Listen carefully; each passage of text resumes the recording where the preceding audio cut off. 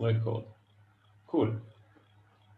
Okay, so we'll start off with what are Binance blockchains. There are basically two, and if you just heard the term smart, then it makes sense because there's Binance Chain and there's Binance Smart Chain. Binance Chain was launched last year on April 19. If you remember, it's basically the first coin we supported after Bitcoin and Ethereum.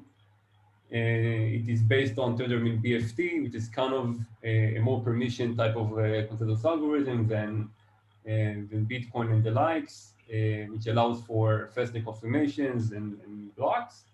It doesn't have any smart contracts. It's mostly focused on high throughput and, and faster transactions.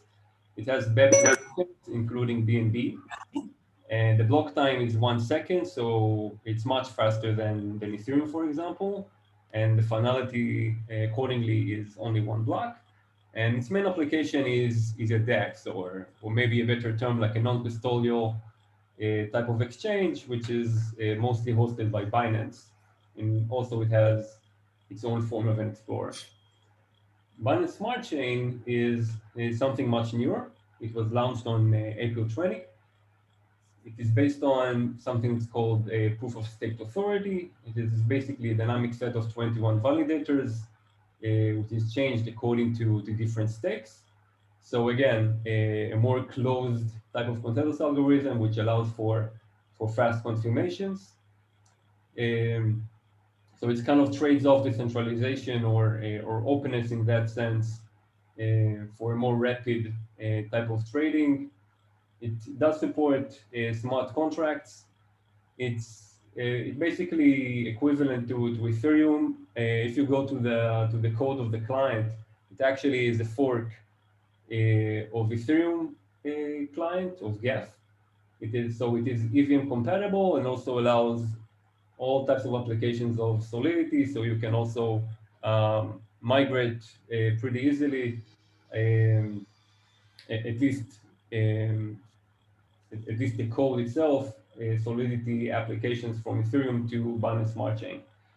It has a native token, which is also called BNB. It is equivalent to Ether on Ethereum, in which you use to pay gas fees and to incentivize creation of blocks on the platform. And BEP20 tokens, which are equivalent to ERC20 on Ethereum. The block time is 5 seconds, so a bit slower than Binance Chain, but still significantly faster than Ethereum. Finality, what you consider like a done transaction is 75 seconds. And because it supports smart contracts, then obviously it is also programmable, and you can allow different applications and all other sorts of things. Also, maybe interesting to mention here that it has an explorer which is really identical to Etherscan. The Etherscan company also supports Binance Smart Chain, and you can get a really similar experience when exploring Binance Smart Chain. It has Binance hosts some service called Panama. When you think about it, it's kind of a cool name because Panama connects between the two American continents. So here, Panama bridges between different blockchains. So you can peg in and peg out different assets from different types of blockchains into Binance Smart Chain, and you can see mostly all the leading currencies are supported to be pegged into the Binance Smart Chain, whether you peg it into Binance Smart Chain or out.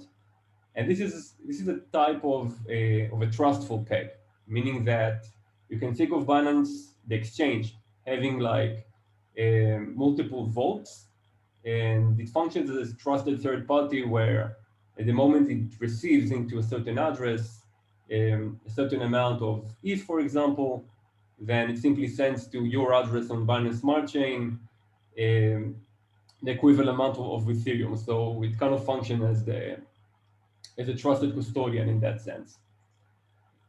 Other than that, Binance Chain and Binance Smart Chain also support native interoperability mechanisms, which are basically trustless, meaning they do not involve some trusted third party as the Binance exchange. Rather, it is based on incentivized mechanisms to report events from one blockchain into the other.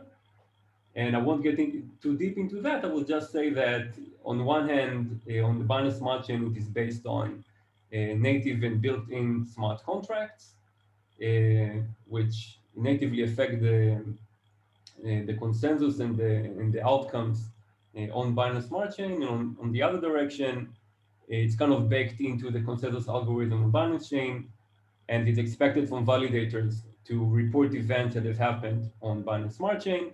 And if they fail to do so, they're getting slashed, meaning they'll be penalized out of their expected rewards. So up until now, it was some introduction to Binance Smart Chain and its integration with Binance Chain and other blockchains. Now let's talk about BurgerSwap. So BurgerSwap was announced just recently, last month, was September. It has an anonymous dev team. There is no like real-world identity which is identified behind this project. It's not very uncommon actually in this space. Under the principles of decentralization or censorship resistance and so on. On the positive side, and you can imagine what other implications this thing can have. The motivation that's represented in the blogs and so on is that Uniswap has a huge success, and yes, ERC-20 is automatic market maker, but it has very high gas fees. It has high entrance bar for ordinary trader. So it kind of leaves the arena for only experienced traders, arbitrage bots, um, and very high liquidity types of traders. And also it aims for more decentralized governance and involvement of stakeholders, meaning that it allows liquidity providers, users that provide liquidity to the different pools of the protocol in order to um, in order to have the different prices of the different tokens, to have different pairs. So it allows them to have some types of governance, to vote on different proposals, on different parameters of the protocol, such as the pace in which burgers, which is the equivalent of uni if you think about it, are created, the listing or delisting of different tokens, and so on. And also it makes the voting mandatory in order to get rewards within a period of time. The fee on BurgerSwap is somewhat around 20 to 40 cents in comparison to Uniswap, which varies around $10 to $15, given, let's say, an average or a common gas price we see in the recent weeks in Ethereum. It has fast confirmations thanks to the underlying Binance Smart Chain platform. So it makes it also harder to front run,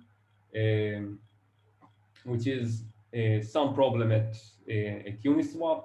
I think it can make a whole different presentation topic in itself. And the current daily volume is it varies between 1 to 5 million daily. And the features it suggests is first MetaMask integration. One of the nice things when integrating with Binance Smart Chain apps is that it has almost a seamless experience in comparison to integrating with Ethereum applications, because you can just add a custom network on MetaMask and magically you have a Binance Smart Chain support on MetaMask. You don't need any newer release or support for MetaMask itself. It's just there. It allows swap, which is identical to Uniswap, pool, governance, as we talked about, voting on different proposals, and an Ethereum to BSC bridge. And this is where the vulnerability we're going to talk about lies. Okay, so in very high level terms, the bridge kind of looks like this. You have two smart contracts, one on Ethereum and one on Binance Smart Chain. Um, an honest user, I mean, just a normal use of the application will first lock ETH on Ethereum. It will get some signature from BurgerSwap's platform with which it can withdraw the equivalent specialized token on Binance Smart Chain. The equivalent to ETH will be BWETH, which means B for burger. It is specialized token for the BurgerSwap platform, and WETH meaning it is a wrapped Ethereum. Wrapped simply means that you can treat Ethereum as an ERC20, but not much more than that. And finally, when you withdraw it, then you get the BWETH in exchange. So in general, you lock some asset on Ethereum, some ERC20 or ETH, and you get the equivalent token with the same amount on the Binance Smart Chain. Okay, let's say ETH to BWETH, and the other direction is similar to that. You would lock BWETH on Binance Smart Chain and withdraw ETH on Ethereum. And the vulnerability, the reentrancy vulnerability we show is where a malicious user is able to lock BWETH on Binance Smart Chain, but on Ethereum it is able to repeat the process of requesting to withdraw and getting ETH again and again. Okay, so it kind of repeats this circle as far as the gas prices allow, and eventually drain all the ETH holdings of the Ethereum Bridge contract and steal all of the ETH holdings in the end of the process. Yeah. So this is where it will get a bit more technical. This is the method for withdrawing ETH from the Ethereum Bridge contract on Ethereum. So what I want to show here is three main components of the function. So first, you have a check. Okay, you are expected to have some signature on something called a payback ID. You can see payback ID as kind of a receipt. Okay, so so you're expected to use a certain receipt only once. Again, some kind of a receipt that indeed you locked funds on Binance Smart Chain. So you can use the receipt only once. So we check that it wasn't already executed. We didn't use the receipt more than once. The second part is where we actually do the action, the interaction, when we send, when the contract sends ETH in exchange to the locked WETH. And at the end, it actually changes the state, meaning, okay, now we're setting this receipt, this invoice to true, so the user cannot use it again. So the problem lies with this order of things. First we check, then we interact, and only then we actually do the effect and change the state. Because this interaction, this is kind of a zoom in into the safe transfer ETH method. Eventually it calls to the to address with the value of ETH to send. Okay, so when done in a benign manner, and just with a usual type of interaction, then it simply sends the sender of this transaction simply sends him back this value of ETH. But these two parameter can also be a contract. Okay, if the message sender is a contract, then this will actually call a function on the contract.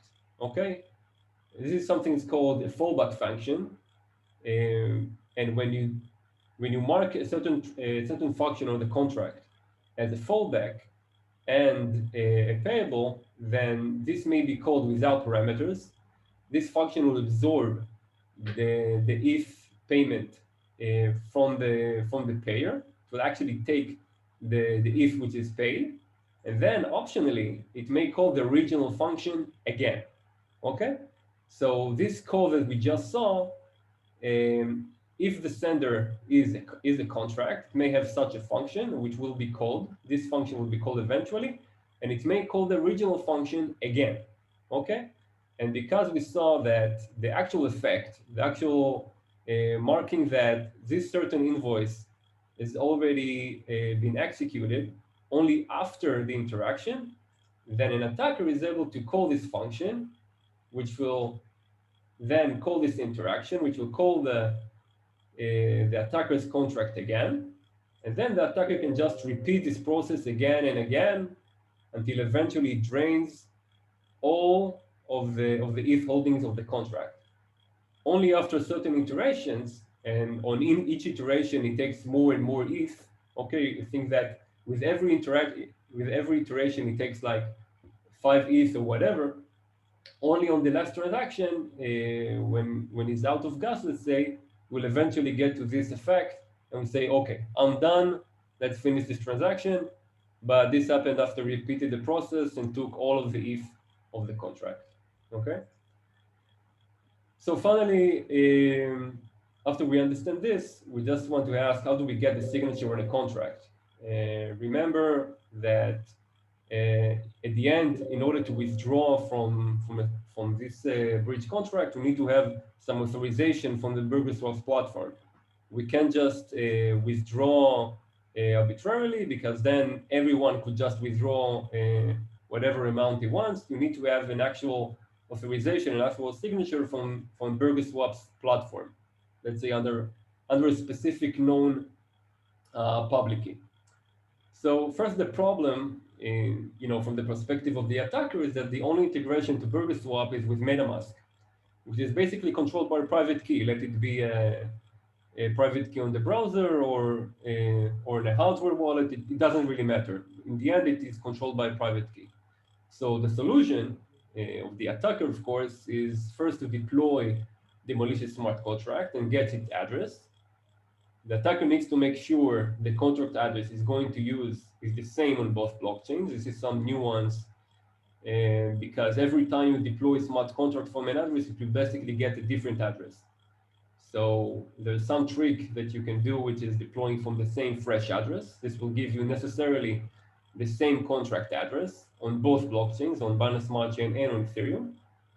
And then we forked MetaMask and hard-coded the malicious contract address. So it will always return the contract address. So when we connect to BurgerSwap's front end, it will actually believe that we are the contract, and eventually we can lock the BWETH, meaning the Binance Smart Chain token, using the malicious contract.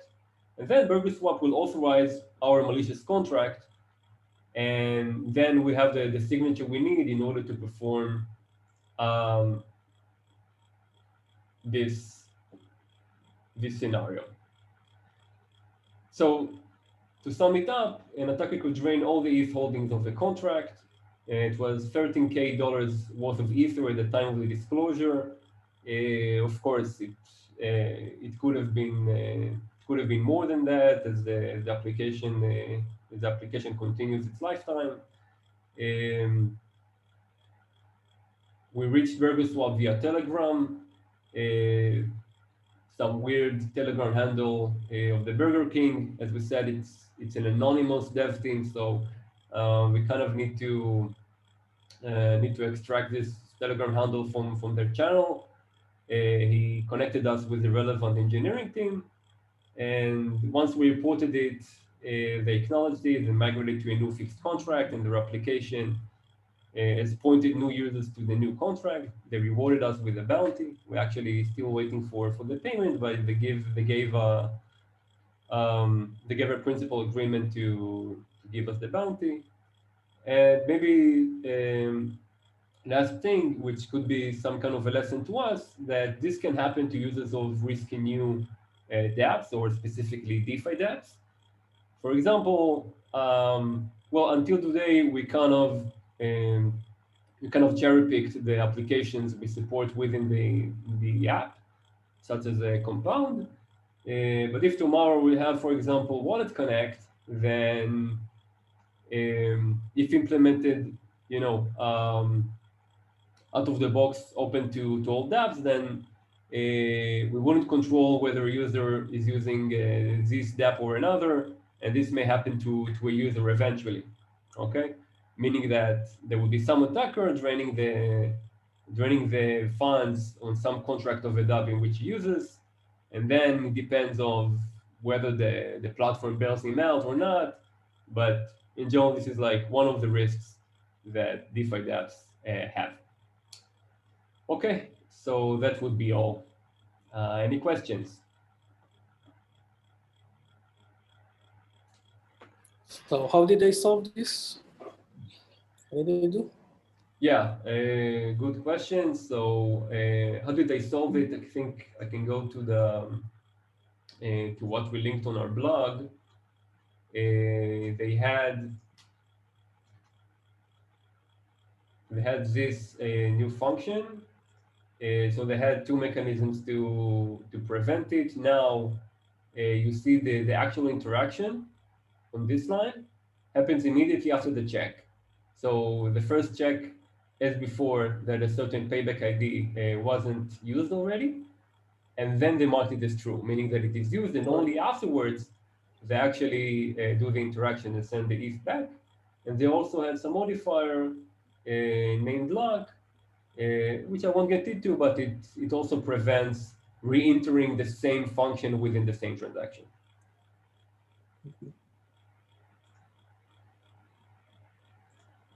Anyone else?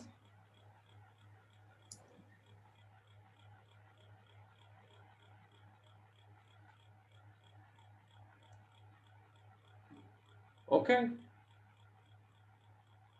So thanks a lot.